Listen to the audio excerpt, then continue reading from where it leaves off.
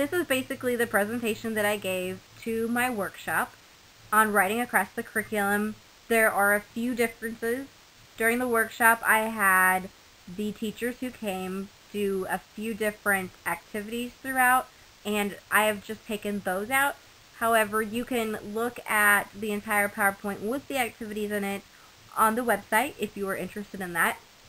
However, I wanted to go through this and just kind of explain writing across the curriculum as far as its importance, its benefits, the fears that come about with it, and the Common Core standards. So the primary reason we're even talking about writing across the curriculum.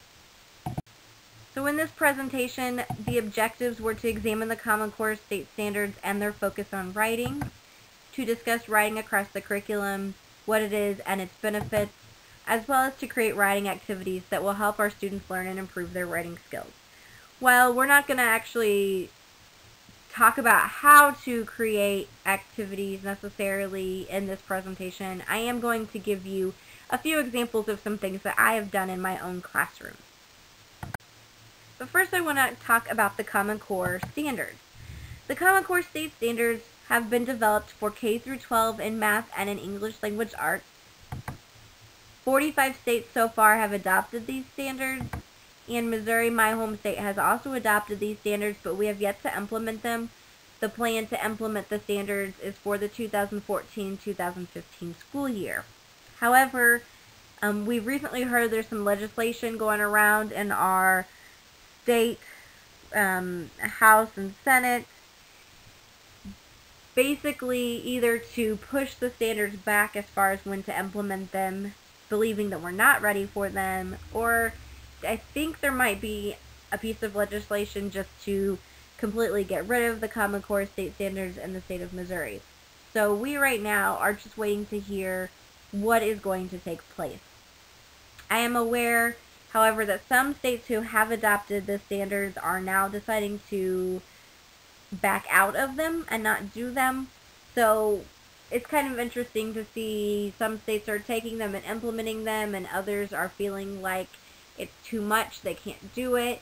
So it's kind of up in the air right now as to what is going to happen with the state standards, but it's always better to be prepared and ready for them than to not be and have it all just kind of land in your lap and not have your students prepared for it.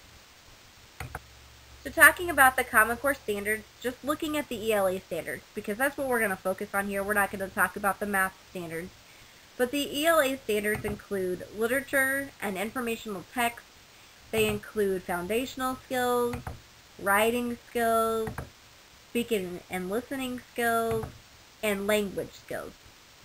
So all of these areas have pretty much been covered in the CLEs or the GLEs, which are the expectations that the state of Missouri has set forth as of right now. That's what we base our curricula on. That's what we teach from. So a lot of these areas are already covered in our CLEs and GLEs. Here is an example of an ELA standard from the Common Core State Standards, and this one, as you can see, is for grades 9 through 10. Its focus is text types and purposes. And we can see that the standard is to write arguments to support claims and an analysis of substantive topics or text using valid reasoning and relevant and sufficient evidence. And I've highlighted the word write, because that verb is very important. That shows us the main activity that the students are going to have to do. We can also see these sub-focus areas as far as things that the students have to do in order to reach that standard, meet that standard. So they're going to have to introduce the precise claim, distinguish the claim, talk about alternating claims, opposing claims, creating an organization. They're going to have to develop claims and counterclaims fairly, supplying evidence to support them. They're going to have to use words and phrases and clauses to link the major sections of the text in order to create cohesion and make it clear as far as relationships between claims and reasoning. They're going to need to establish and maintain a formal style and objective tone, and of course to going to need to provide a concluding statement or section that follows from and supports the argument presented. So why are we looking at the Common Core standards? While I was giving this workshop, that was a question I figured would come up because they knew that this was supposed to be about writing across the curriculum. So why were we taking time to look at the Common Core? Well, we need to look and see that our students realize that our students are going to be expected to have really good writing skills in order to meet those standards of the Common Core. And that's not just in English classes, but in all of their classes. Here's another reason why. The ELA standards also include literacy in science, social studies, history, and technical subjects. So it's not just those topics that we looked at a few slides ago as far as the English class, language skills and speaking and listening skills and writing and reading. It's also literacy in these 4 areas. So our students need to be able to write and read in science, social studies, history, and technical subjects. The ELA standards actually have a special section devoted to the literacy of social studies, history, science, and technical subjects. So I went ahead and I pulled out one of those standards. It's also for grades 9 through 10, and the standard is to write arguments focused on discipline-specific content. So again, I've highlighted that verb write. And then we can see those areas underneath, all of those things that they need to be able to do in order to meet that standard. So again, introducing claims, developing claims, using words, phrases, clauses to link, establishing and maintaining a formal style and tone, and providing a concluding statement or section. So if we compare these 2 standards, we can see that they are quite similar. They both are asking for students to be able to write arguments to support claims. They're both wanting students to be able to introduce these claims. They want the students to develop the claims as well as counterclaims. They want them to use words, phrases, and clauses to link information. They want them to establish and maintain a formal style and objective tone. And they want them to be able to provide a concluding statement or section in order to just end the argument. So seeing how similar those 2 are, it's kind of difficult to find what the difference is because there isn't really much difference between the 2. The biggest difference we can see is one says write arguments to support claims and an analysis of substantive topics or texts, while the other says write arguments focused on discipline-specific content. So discipline-specific content, here we're dealing with an argument focused on a science topic or an argument focused on a history topic, whereas in our other standard, an analysis of substantive topics or texts, this could be a variety of things. This could focus on a piece of literature in class. It could focus on a topic that might be discussed more in an English class, or it could focus on a topic that relates to science or history or a technical subject of some sort. So they're very, very similar. So knowing how similar they are and knowing how the Common Core standards are focusing on writing, as we can see from these examples, how can we prepare our students for the Common Core? How can we improve our students' writing skills? Well, I have an answer that I feel will work. I have a solution, and my solution is writing across the curriculum. So what is writing across the curriculum? Writing across the curriculum is the idea that students learn to write, so they work on their writing skills, but they also write to learn. So they use writing in order to learn new material. But this isn't just in English class. This is in every class. This is in science class. This is in history. This is in math. This is in health class. This is in music class. This is in all classes across the board. Because if you think about it, writing is a skill that takes practice, just like any musical instrument, any sport, any type of activity. In order to get better at it, you need to practice it. So once a day in an English class is not enough practice for our students to get better at it. Plus, if we think about it, there are many activities out there that involve writing that help students to learn new material. So what are benefits of writing across the curriculum? Well, one benefit, again, is that it provides students with writing practice. In order to get better, they need practice. They need to practice and practice and practice. And I'm sure even as adults today, we still feel that we need practice in our writing. Writing is also a great learning tool for students. It's a great way to learn new material by writing an essay, or writing just a 2-sentence response, or writing a journal entry. Students are able to learn new material by writing it, because not only are they hearing this new material and or reading about this new material, but now they're writing about it. So it's a second or third way to be exposed to new material. Writing across the curriculum is great because writing works on students' critical thinking skills. It makes students have to think. Students cannot just write something down. They have to think about it before they can write something down. They have to analyze. They have to evaluate. They have to use those critical thinking skills in order to just do the process of writing.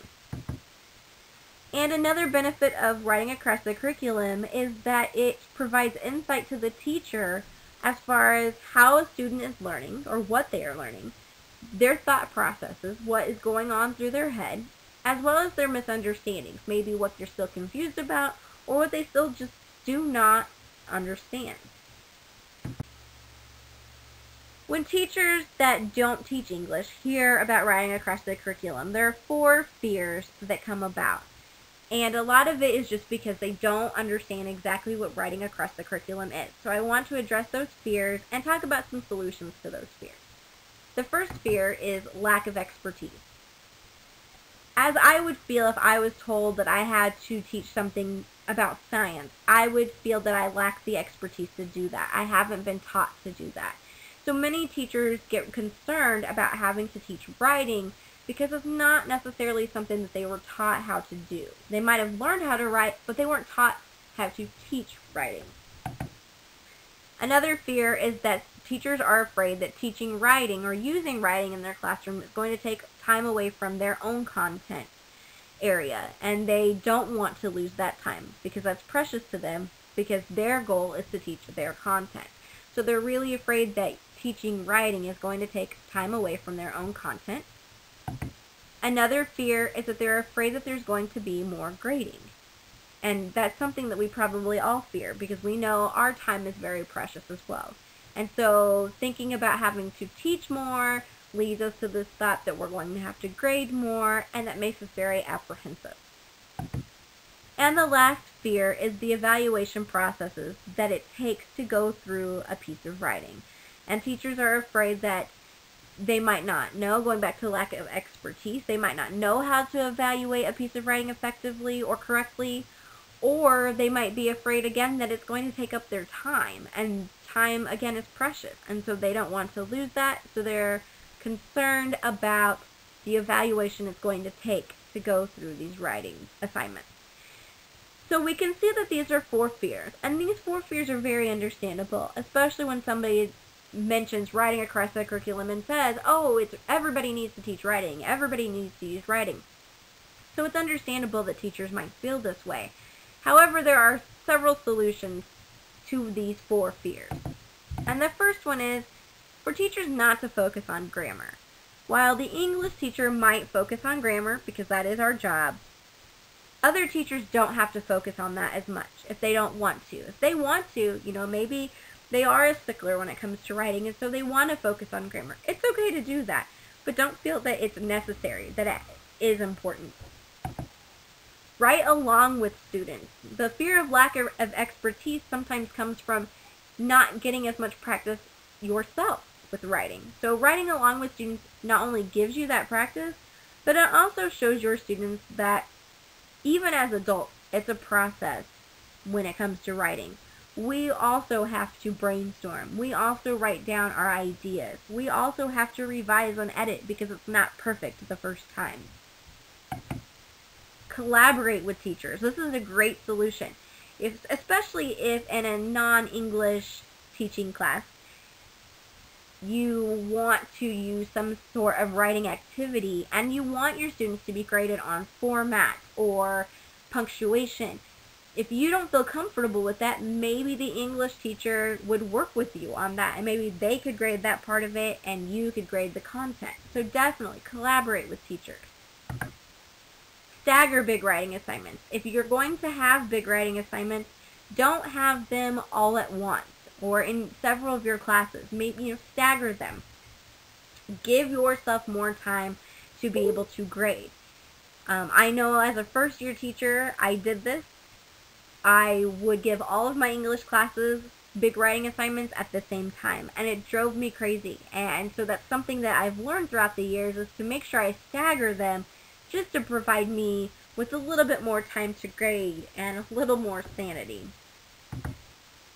Small writing assignments are just as beneficial as big ones. Don't feel that because you want to include writing in your classroom, it has to be a big research paper. It doesn't. It can just be a small paragraph. It could be a 2-sentence response before the students leave class. So they can be just as beneficial as big ones. Evaluate only 1 or 2 elements of writing. We get concerned about more grading or the evaluation process. Well, if you're looking at a bunch of things, then it's going to get overwhelming. But if you only focus on 1 or 2 elements of writing, then it's going to make it easier for you to grade the assignment. Plus, it'll make it easier for your student to know exactly what they're going to be graded on. And they will be able to focus on those 1 or 2 elements as opposed to worrying about 10 different things. And finally, don't grade everything. Just because you provide an activity or an assignment doesn't mean it has to be graded. Or if you feel like the student deserves a grade of some sort, give them a completion grade or a participation grade. Some strategies. So while we're talking about writing across the curriculum, I know that if it's not something that you do often in your class, it might be kind of difficult to just come up with some strategies to use. So I wanted to provide some strategies that are very popular in all content areas, as well as show some strategies that I have used in my own classroom. The first strategy I'm going to talk about are journals, diaries, and logs. The nice thing about journals and diaries and logs is that any class can use them. I use a journal in my English class as a reading response journal where my students respond to literature. And I'm actually going to show you an example of that here in a little bit. But a journal could be used in a science class to keep track of an ongoing science experiment. It could be used in a health class, maybe to keep track of eating habits and exercise. Journals could be used in a history class. Maybe a student could write from the perspective of an individual during the early 1800s. So there's a variety of ways journals can be used. Another strategy is to write for a real audience. And when I say a real audience, I mean real people. Don't just have the students write just to turn it in for you to look at. Have the students write to someone. When they focus on writing to someone, oftentimes students will take it more seriously because they know that somebody else is actually going to be looking at it and probably evaluating their writing. So have them write for a real audience. Plus, besides the fact that students will take this more seriously, it gives them a more real-world type experience, because once you get a job, if you have to write a letter, you're not just writing it for somebody to grade it. You're writing it to communicate with somebody. So it provides them with that experience as well. Another strategy is to write daily, even if it's a small 2-3 sentence response. Just writing daily gives our students more and more practice. Another strategy is free writing and focused free writing. And the nice thing about this is free writing helps students to get their ideas down on paper. The other nice thing about it is it helps them to get their ideas down on paper without having to worry about how well they use punctuation or how correct their spelling was or capitalization or if they use complete sentences. Free writing is about just getting it down on paper. And the only difference with focused free writing is generally a topic is given. So it's something the student focuses on as they write. And then in my workshop I handed out a packet that had a lot more strategies that focus on certain content areas and strategies that just any teacher could use. And that actually can be found on the website if you are interested. Here is one example of writing that I have done in my class, and this is called a character tweet. And my students did this based on Pride and Prejudice, and we used the format of My Big Campus Online. You can see that I provided them with the prompt. Social status had a huge effect on people's lives during this time. Some were highly respected because of their social status, while others were looked down upon. One social status could even play a role in marriages and occupations. Based on the chapters read so far, write a tweet from your character's perspective about an event that occurs that relates directly to social status. This time, you get to choose your own hashtag. Just make sure that it relates to your tweet and your characters do not exceed 140. I developed this idea after thinking about how my students communicate. And it seems anymore social media has taken over. And that's how our students communicate. They talk about Twitter all the time. They talk about Facebook all the time. And so I wanted to be able to take Pride and Prejudice and relate it to modern day, because that's something that seems to kind of be a struggle for my students in order to understand how it does relate to present day when it was written in the early 1800s.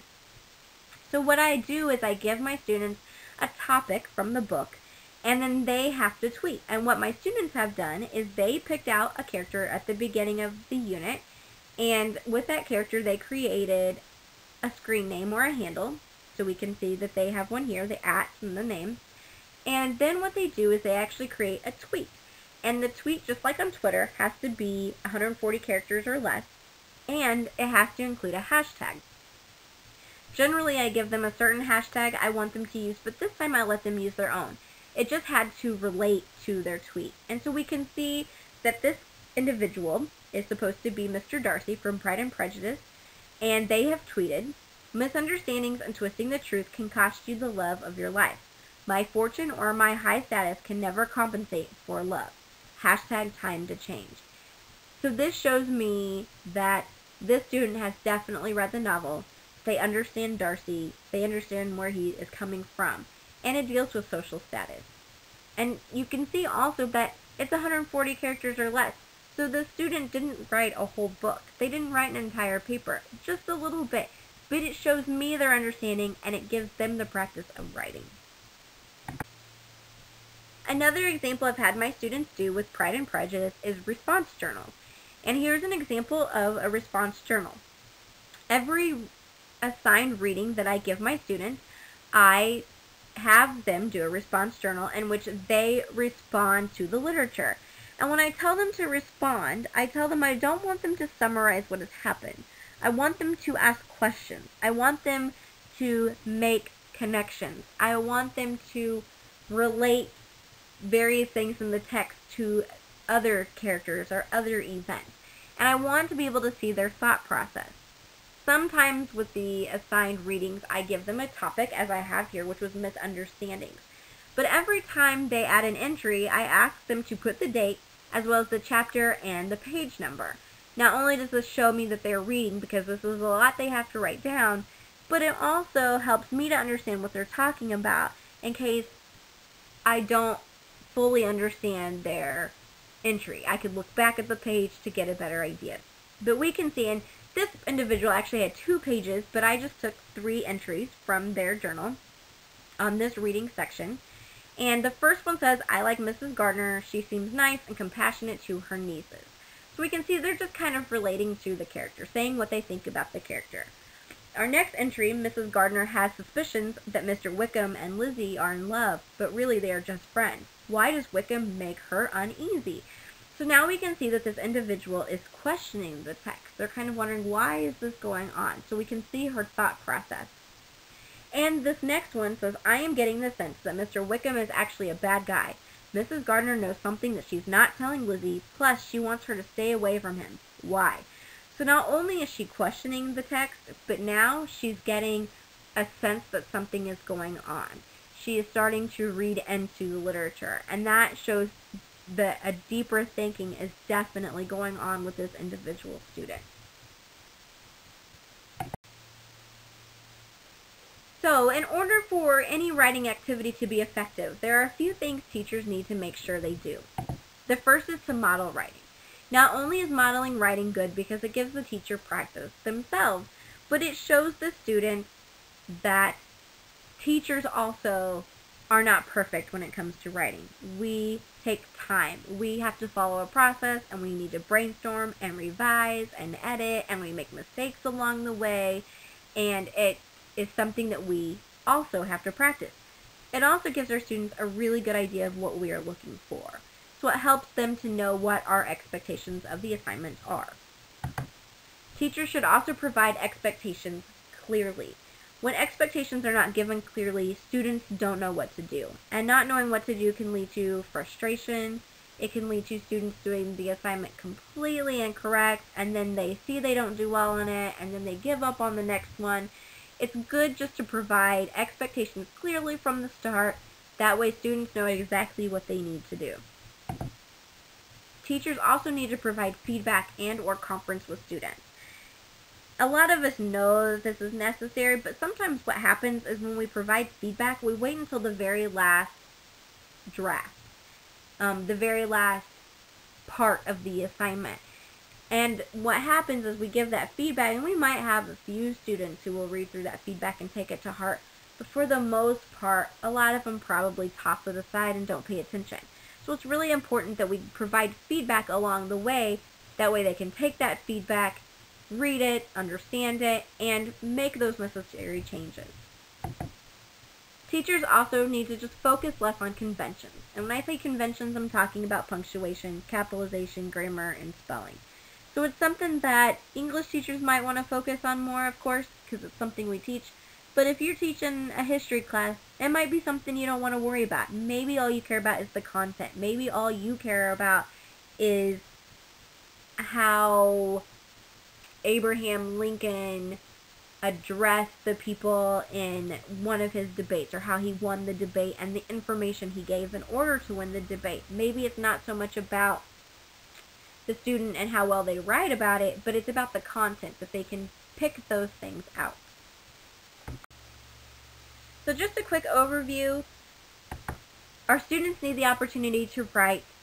They need to be able to practice these skills, not only because it's a skill that they need in life, but it's something that would help prepare them for the Common Core state standards.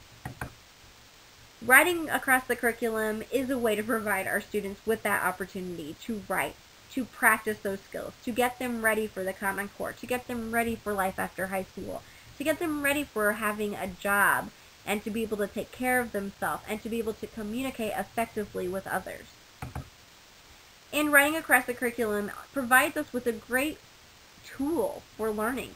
It is great for students as far as learning new material and as far as using their critical thinking skills. And here is my bibliography, just in case you would like to look at any of these sources. If you are interested in learning more, there's some really good information out there. Thank you.